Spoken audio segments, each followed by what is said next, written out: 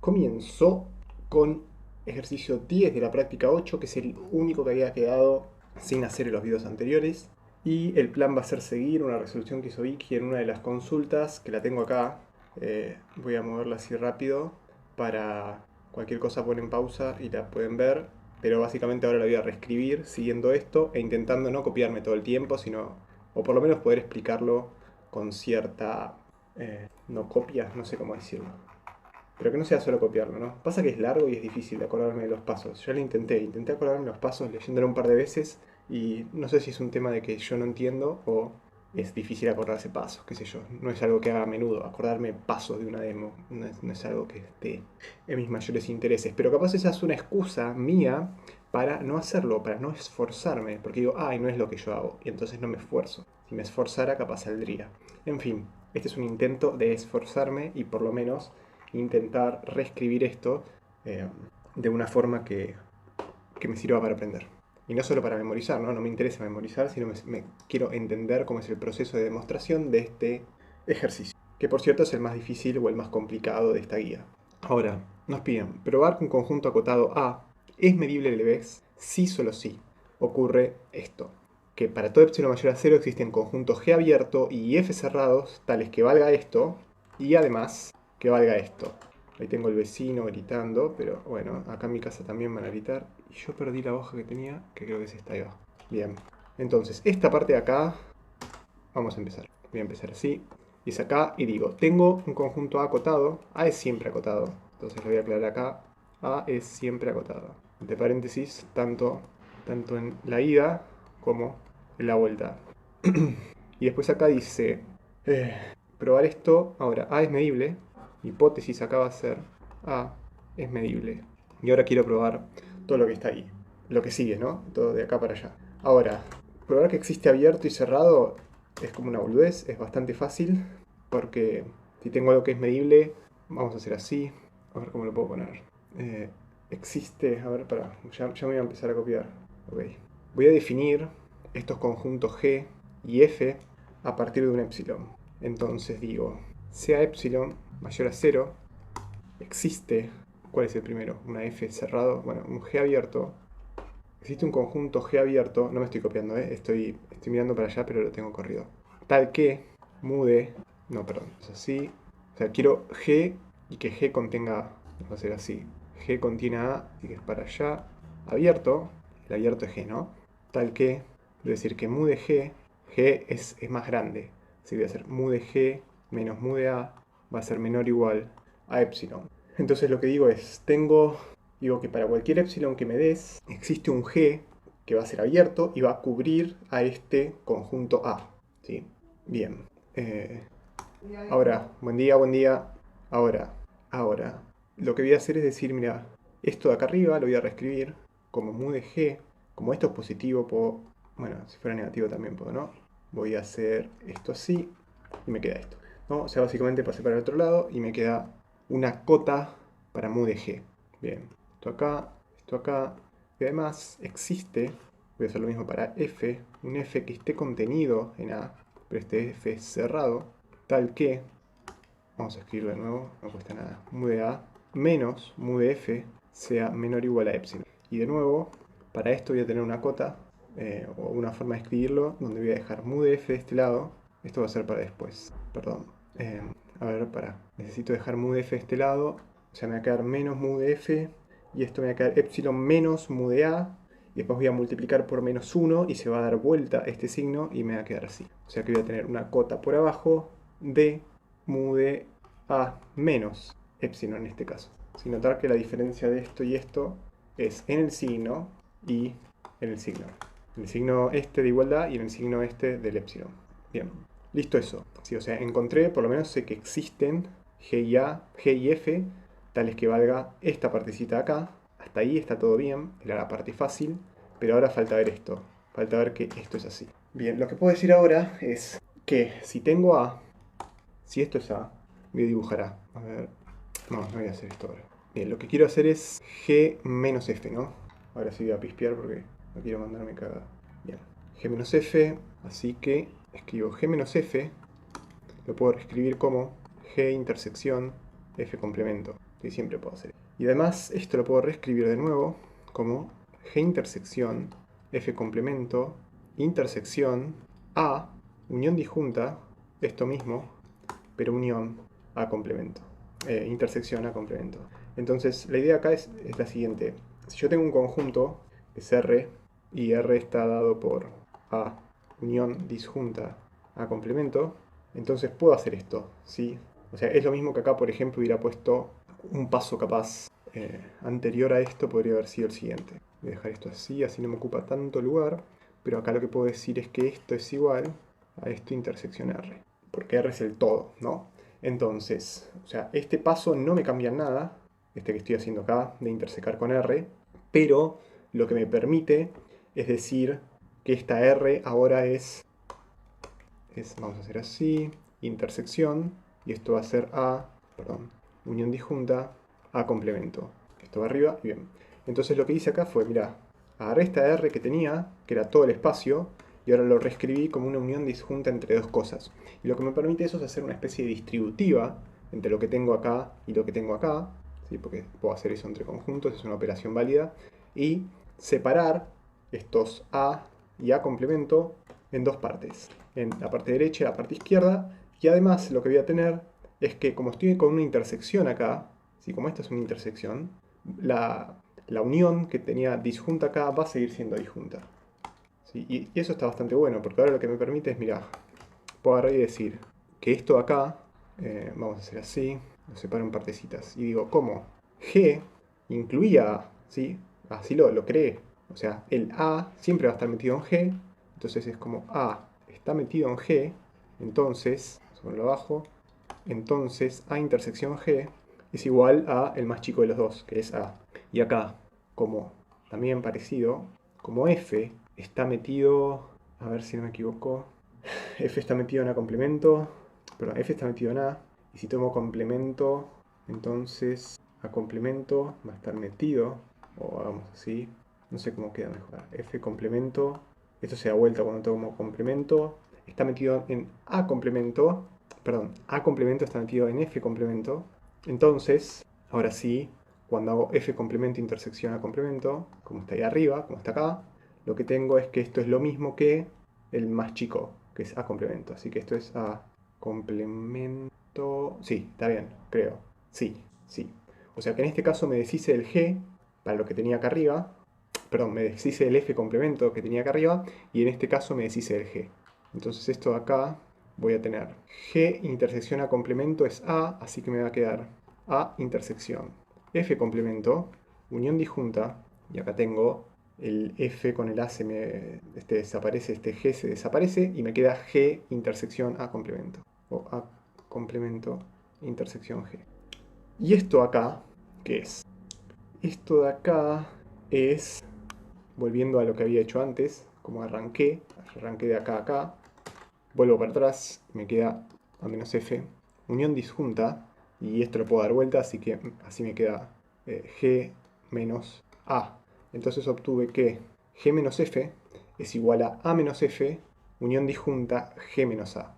Lo cual es lógico, ¿sí? Porque si yo tenía A y tenía G y tenía F, entonces si tengo G menos F, o sea, G es lo de afuera, F es la de adentro, me queda todo lo que está acá. Y lo que me está diciendo esto es agarrá, sacale F, o sea, agarrá el del medio, sacale F, me queda esto de acá. Y esta unión disjunta, agarrá G y sacale A, que es esto de acá, me queda esto de acá. ¿Sí? O sea que es lo mismo que tenía haciendo esto. Pero lo bueno es que sé que hay unión disjunta y hice como una especie de demostración de esto. Así que lo que quiero hacer ahora es tomar medida de esto. Porque es justamente lo que quiero acá. Si voy a querer decir que eso es menor a epsilon. Entonces voy a tomar medida de G menos F y va a ser igual a mu de A menos F, unión disjunta, perdón, cualquiera. Unión disjunta se traslada a la suma en las medidas y esto va a ser mu de G menos A. Bien, yo querría que esto sea menor a epsilon y lo que hice al principio de todo fue armar cotas con esto. Entonces sé que mu de G es menor a esto y mu de F es mayor a esto. Pero yo no quiero... Yo no tengo acá eso, ¿no? Pero lo que sí tengo es que F está contenido en A Perdón, voy a revisar, porque no sé si estoy mandando una macana. No, hasta ahí está bien. Ah, y acá otra cosa que tengo que decir es que yo acá tengo tomar medida de esto, es tomar medida de esto más esto. Bueno, pero resulta que si esto es infinito y esto es infinito, también vale tomarlo. No sé por qué. Tengo que clarificar que mu de A y mu de F son finitos. Espera, F está contenido en A. F está contenido... Ah, yo no puse el tiempo, qué boludo. F está contenido en A y G está contenido en A. F está contenido en A. F está contenido en A, así que si hago A menos F, claro que tiene sentido, claro que sí. Claro que sí, claro que sí. ¿Cómo? F está contenido en A y A está contenido en G. Esto va a ser igual a mu de A menos mu de F más mu de G menos mu de A. ¿Sí? Bien. Y ahora sí, ¿qué sucedió? Tengo esto, se va con esto y me queda mu de G menos mu de F. Mu de G menos mu de F. O sea, esto me queda mu de G menos mu de F. Y ahora sí tengo cotas para estos dos, que es lo que tenía antes, ¿sí? Que es lo que hice al principio. Me armé cotas de mu de G y de mu de F, tales que valga esto. Pero esta cota no me sirve, ¿por qué? A ver si, ¿cómo la uso?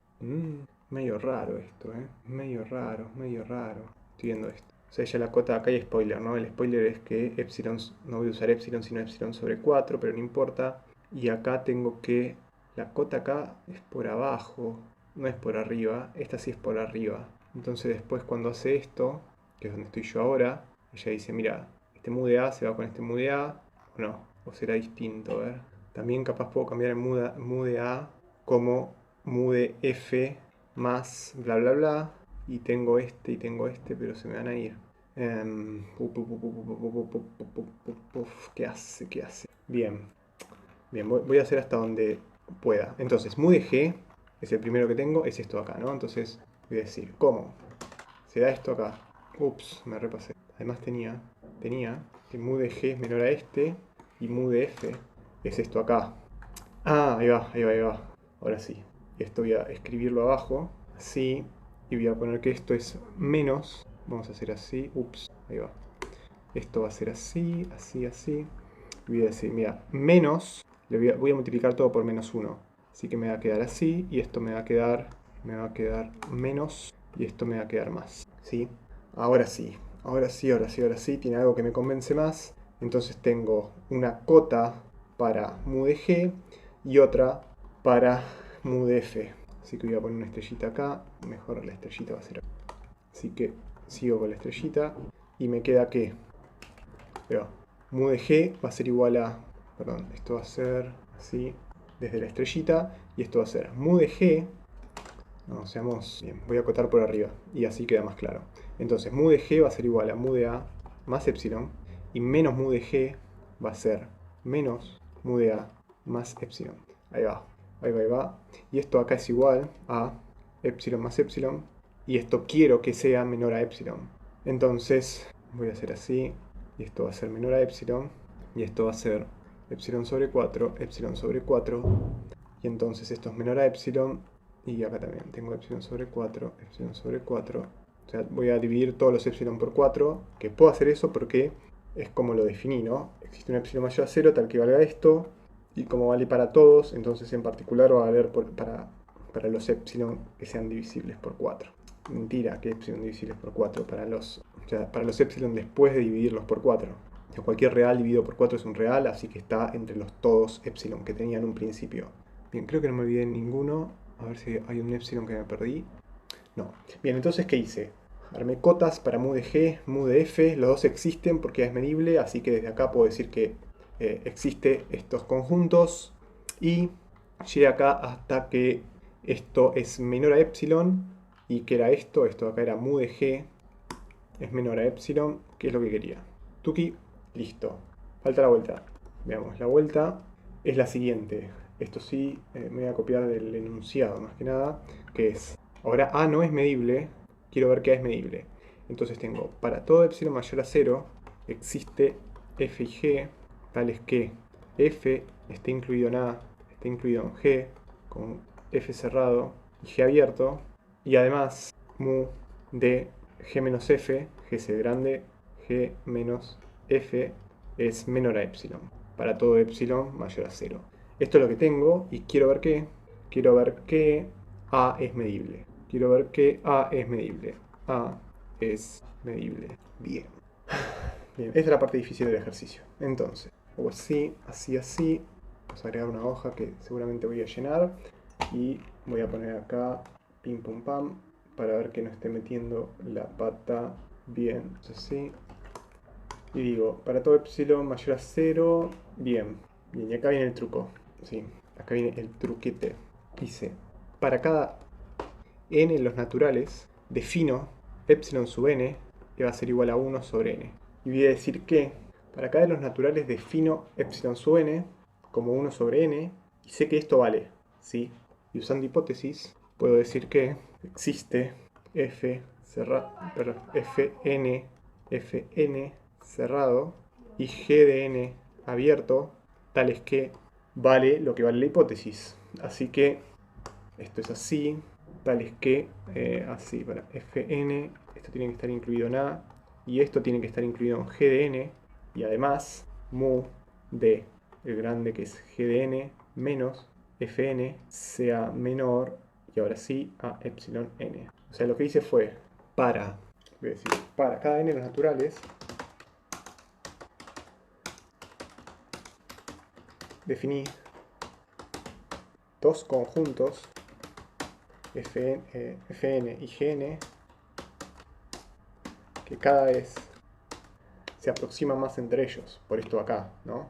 Que a medida que n tiende a infinito, se aproximan más y más entre ellos en medida, que es lo que está pasando acá.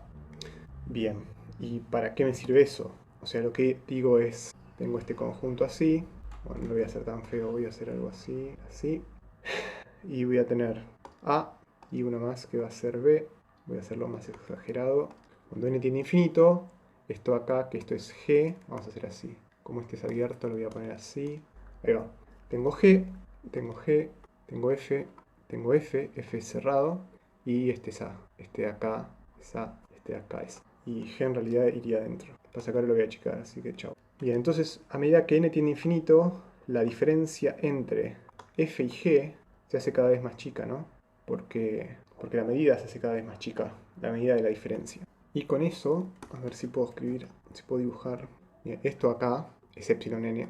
Y ahora esto acá, o sea, todo esto así, blup, esto es epsilon n.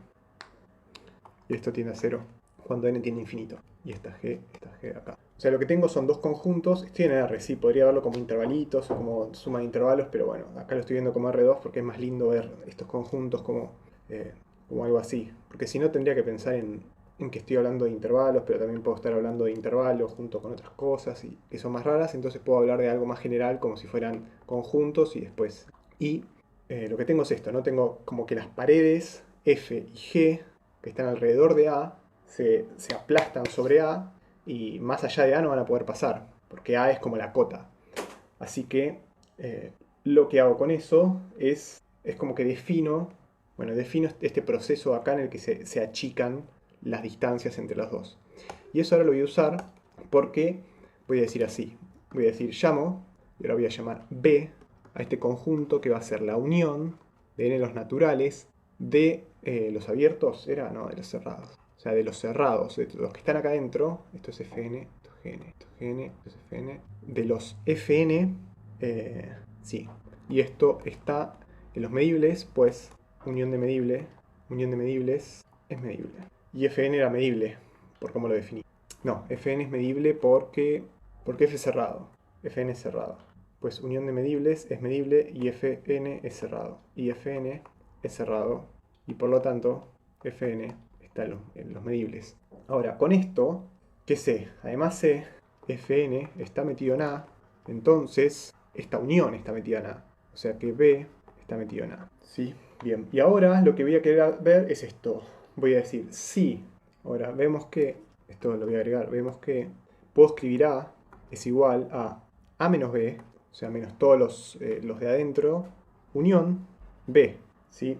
Y esto me sirve para decir que esto acá, o sea, entonces vemos que A es igual a esto. y esto acá es medible. Es medible. Medible. Entonces, vemos que esto es así. Entonces, si a menos b es medible, a es medible. En particular, lo que voy a decir es que a menos b, en particular, quiero ver que a menos b es nulo. Lo cual tiene sentido, ¿no? Porque lo que yo estuve haciendo es, mira, agarré todos los fn cerrados y los uní. O sea, agarré todos estos fn que arrancan desde lo más chiquito que me puedo imaginar, desde donde sea, pero siempre está por adentro de A, y a medida que el n crece, se tiene que acercar a A, fn, como cerrado, porque en realidad se está acercando a g de n, pero g de n también se acerca a A, porque es la única que queda. O sea, g de n se acerca a fn al mismo tiempo. No sé si al mismo tiempo es una buena forma de decirlo, pero fn se acerca a g de n, y es para todo epsilon n. Entonces no puede ser que alguno se quede quieto y se mueva solo el otro, ¿sí? Porque si fn se queda quieto y g de n se mueve y se mueve y se mueve, por ejemplo, o sea, si g de n se mueve para allá, pero fn se queda en el lugar, la distancia se va a ir reduciendo, reduciendo, reduciendo, pero no se va a reducir más allá que toda la medida de la diferencia entre fn y a. Y eso no es cierto. O sea, lo que yo quiero decir es que la medida de g de n menos f de n sea menor a epsilon n para todo n. Así que tiene que ser menor a la medida entre fn y a. Y por eso f de n tiene que crecer, tiene que hacerse grande hasta estar bien pegadito de a. Y g de n tiene que hacerse lo más chiquito posible hasta estar bien pegadito de a. Y recién ahí la medida de g de n menos f de n va a ser menor a epsilon para todo epsilon mayor para todo epsilon. ¿Sí? O sea, básicamente lo que quiero es que esta medida tienda a 0. Y para que tienda a 0 tienen que estar bien pegaditos a A. Entonces, lo que digo acá es A menos todos estos fn, que es la unión de todos, que en realidad podría pensarlo como que es el más grande de todos, o el último de estos, pero vamos a pensar en la unión, es nulo, porque la diferencia entre A y esta unión de todos, cuando n tiende a infinito, la unión de los fn tiende a A. Bien, en particular quiero ver que a menos b es nulo y por lo tanto medible, porque los nulos son medibles, están en la sigma álgebra. Y para eso, bien, para eso voy a hacer así. Así, voy a usar las mismas palabras que usa Vicky. Veamos que a menos b es nulo. Lo hago y digo a menos b es igual, voy a hacer lo mismo que hice antes, a intersección b complemento. Y como a está incluido, esto está incluido, como a está incluido en a está, a está incluido en g, que es el grande, entonces en gn, entonces esto lo puedo escribir como g de n intersección b complemento, y este b complemento acá lo voy a escribir como g de n intersección, y ahora sí uso definición de b, de como lo escribí arriba, que era la unión de todos los f de n, con n en los naturales, y esto es complemento, ¿no? Sin olvidarme esto de acá. Y este complemento de acá, lo que puedo hacer es escribirlo como una intersección de n en los naturales de fn complemento, ¿sí? Porque esto es, a ver si puedo, o sea si escribo acá lo que tengo que hago en este paso es lo mismo que escribir acá. O sea, si tengo, vamos a usar otras letras, vamos a usar, a ver, x, ¿qué tengo acá? Unión complemento, vamos a hacer x unión y complemento es igual a x complemento intersección y complemento. ¿Sí? Es lo que estoy usando en este lugar. Ahora, con esto, ahora lo que tengo es una intersección acá, ¿sí? Una intersección y después otra intersección. O sea, estoy teniendo, o sea, básicamente esto es decir, tengo g de n intersección f1 complemento intersección f2 complemento intersección f3 complemento, y así que puedo reescribir esto como una intersección sola con el n en los naturales, y esto es gn intersección fn complemento. No importa si meto 10.000 veces este g de n adentro de esto, ¿no? Porque si tengo innumerables veces de un mismo conjunto, intersección sí mismo es sí mismo, o sea, no me cambian nada. ¿Y por qué hice esto acá? Porque, a ver si se callan un poco, porque, ¿qué es lo que tengo? Tengo G, tengo A, esto es menor a epsilon, tengo Fn, tengo esto acá, voy a volver, ahí va, o sea, tengo la intersección, esto acá es Gn, no sé si tengo que hacer esto, pero lo voy a hacer igual, esto es Gn menos Fn, ahí va, ahora sí. O sea, ¿qué obtuve hasta ahora? Obtuve que A menos B es la intersección de todos y como G de N, esto es muy parecido a lo que tengo menor a epsilon como medida, pero la intersección de todos, a ver qué hice, voy a reescribir esto así. A menos B va a estar metido en esta intersección de acá, y ahora yo quiero decir que A menos B, la medida de A menos B, está incluida, no sé, a ver, alguna pista aquí. O sea, ¿por qué las intersecciones? Ah, claro, qué pelotudo, perdón, qué pelotudo, sí. Vamos a poner esto acá, esto va a ser así. Bueno, tengo una intersección de 1.000.000 de elementos acá, ¿no? De infinitos elementos. ¿Y en qué está metido esto? Bueno, esto en particular va a estar metido en cualquiera de todos estos, ¿sí? Porque si yo tengo un caso general donde tengo muchos, y la intersección de todos es esta intersección está metida en cualquiera de los otros, ¿sí? En todos los otros conjuntos esta intersección existe. Por eso es una intersección. O sea, porque si no estuvieran los otros, sería vacío. O sea, no podría estar. Entonces esto va a estar metido en GDN, FN. Y ahora sí, esto tiene más sentido. O sea, lo que hice fue decir, mira, A menos B va a estar incluido en GDN menos FDN, donde GDN eran los abiertos de afuera, menos FDN son los abiertos, los cerrados por adentro. Y A menos B era tener el A que estaba entre estos dos y restarle la unión de todos los cerrados por adentro. Y solo quedarme con esta finita, como frontera que queda entre A y la unión de todos los cerrados por adentro. Y eso, o sea, esta finitud que está alrededor de A, desde el lado de adentro, va a estar incluido en lo que es GDN, que es el abierto por afuera, menos los cerrados por adentro. Lo cual tiene sentido. Si yo tengo algo así, bueno, vamos a ver acá arriba. Yo tengo algo así, entonces estoy viendo que esto era A menos B, o sea, A menos los Fn así, o sea, todos estos Fn cuando tienden a infinito, que se pegan a, va a estar incluido en esto que yo marqué acá, que es todo esto acá en naranja, ¿sí? Y siempre va a estar incluido ahí. O sea, tiene sentido. Si no tiene sentido, si uno sigue la demostración hasta ahora, no hay falla. O sea, si no se ve intuitivamente, se ven los pasos. Pero se tendría que ver intuitivamente, ¿sí? No es tan complicado. Bien, ¿y qué es esto? Esto es para todo n en los naturales, y esto también. Para todo n en los naturales. Y ahora, si tengo un conjunto que está incluido en otro, ¿qué voy a hacer? ¿Voy a tomar medida acá? No voy a tomar medida. Voy a decir, ¿cómo? Mu de g de n menos f de n es igual a 1 sobre n, es igual a epsilon n, perdón, es menor a epsilon n, que esto era 1 sobre n, para todo n en los naturales. Entonces, mu de AB, me gustaría decir, no voy a poder hacer esto, me gustaría decir que, vamos a poner, me gustaría decir, y esto lo voy a poner entre comillas, mu de A menos B, como esto está incluido acá, mu de A menos B es menor a epsilon n, para todo n en los naturales, y acá va a aparecer por qué usé 1 sobre n, porque cuando n tiende a infinito esto tiende a 0, y si tengo algo que tiende a 0 y vale para todo n, entonces esto va a ser igual a 0, esto es así, así que me gustaría decir esto, y ya está, y ya con esto gano, pero justamente lo que quiero probar es que A es medible, y esto, qué sé yo si A es medible, o sea, no puedo decir que tomar medida de A menos B para justificar que A es medible, ¿sí? O sea, hay que estar muy atento con eso, porque es una especie de argumento circular en el que en ningún momento demuestro lo que demuestro, porque demuestro uno usando el otro y demuestro este usando el anterior y no vale. O sea que, pero no sé si A menos B es medible, pero no sé si A menos B es medible. Entonces, a ver, bien, voy a hacer algo parecido a lo que hice con B.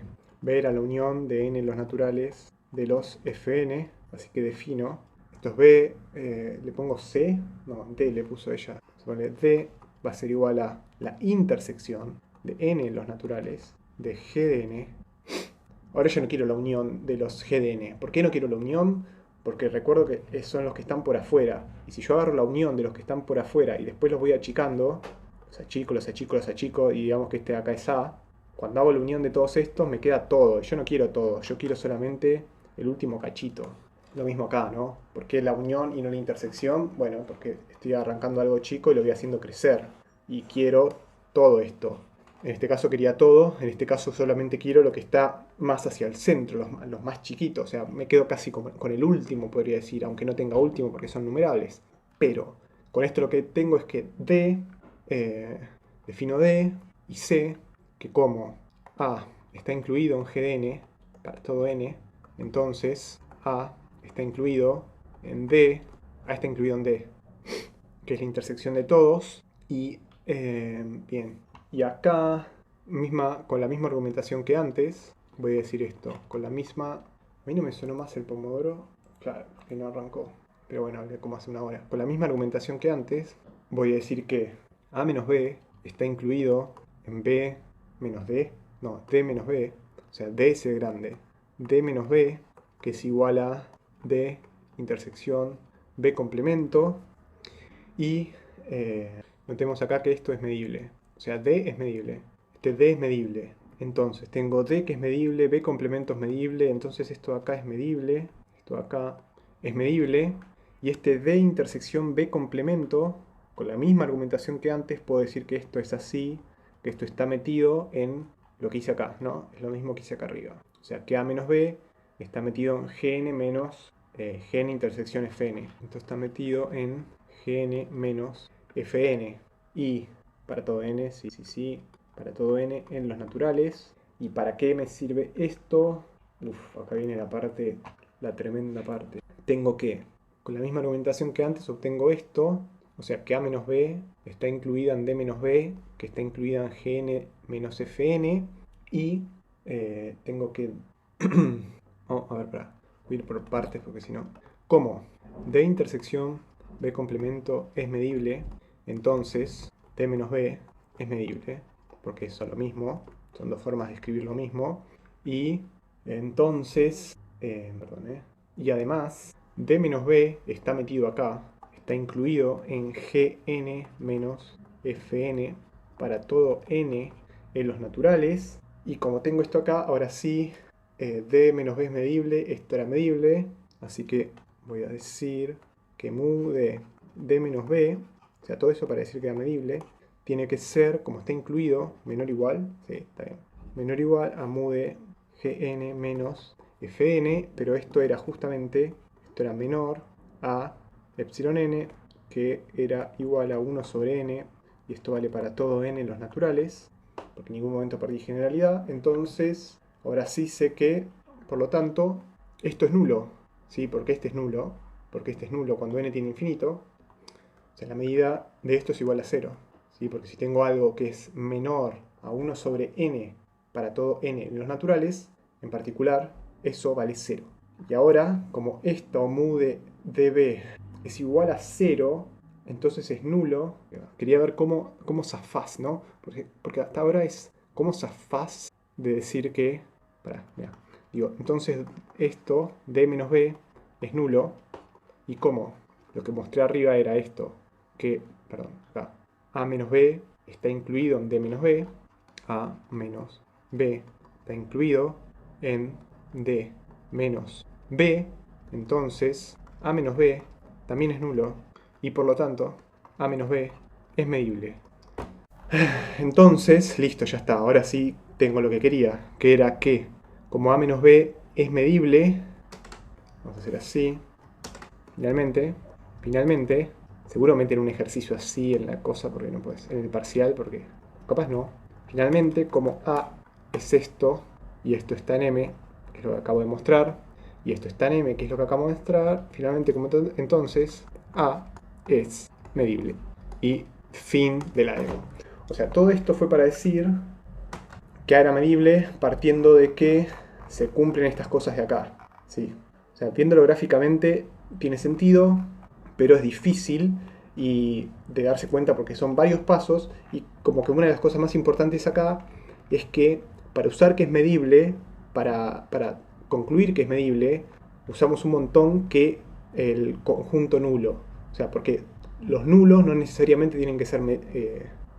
O sea, si algo es nulo, entonces es medible, pero no necesito que algo sea medible para decir que es nulo. Yo puedo decir que es nulo partiendo de que, por ejemplo, es subconjunto de otro nulo, como es lo que hice acá. Si termino diciendo que algo es subconjunto de otra cosa y resulta que esta otra cosa, a medida que es la medida de los contornos, la medida entre los dos conjuntos que se van acercando, como esta cosa tiende a cero, entonces esta cosa es nula, y si tengo un subconjunto de esta cosa y esta cosa es nula, entonces esta cosa también tiene que ser nula y su medida va a ser cero. Perdón, si esta cosa es nula, entonces tiene medida cero, o sea, es medible, porque es nulo. Entonces es como que hay una especie si no sabes que algo es medible, puedes usar que algo es nulo y dando vueltas alrededor de eso, concluir que es medible, a partir de que es nulo. ¿Sí? O creando algo alrededor que sea nulo, o buscando un subconjunto que sea nulo, porque por ejemplo A acá no tiene por qué ser nulo, pero lo que hicimos fue decir, mira, encontré un B que es medible, que era la unión de muchas cosas, y además encontré otra cosa que es nulo, entonces la unión de estas dos cosas tiene que ser medible, porque encontré un nulo y encontré algo que es medible. Para este B lo que usé es que, voy a volver porque ya ni me acuerdo, o sea, yo había hecho la unión de estos, B era medible, porque era unión de medibles y listo. Y había partido de que era unión de medible porque Fn a su vez era medible, porque era cerrado. Ese también, o sea, puedo usar varias cosas para decir que algo es medible, como puede ser que es nulo, que es cerrado, que es abierto, o que es unión, o que es complemento de estos de acá. ¿Sí? Así que básicamente eso es el ejercicio, es largo, pero está bueno, qué sé yo, da un par de ideas de cómo algo que parece ser que es como imposible de probar, porque querés probar que algo es medible sin usar que es medible, bueno, se puede. ¿Sí? A partir de ciertas propiedades chiquitas se llega a algo más grande. Así que este era el objetivo, poder hacer este ejercicio. Me llevó una hora, ok, estuve una hora al palo hablando. Bien, bien, quedo contento. Buen domingo, chau chau.